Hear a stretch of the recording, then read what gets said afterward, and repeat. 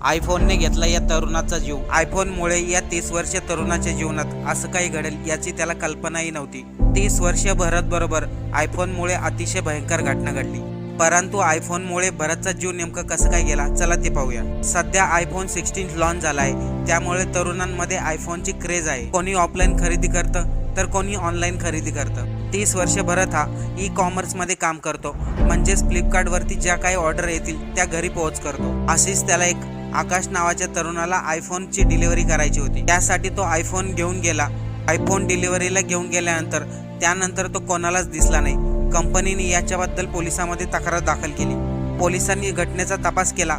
तो ज्या ठिकाणी फोन डिलिव्हरी करण्यासाठी गेला होता त्या ठिकाणाची सीसीटीव्ही शोधले आणि त्या सीसीटीव्ही मध्ये समजले आकाश आणि हेमांशू नावाच्या मुलांना फ्रीमध्ये मोबाईल पाहिजे नव्हता। त्यासाठी या दोघांनी भरतची गळा दाबून हत्या केली आणि त्याला एका कालव्यामध्ये फेकून दिले। पण अखेर पोलिसांनी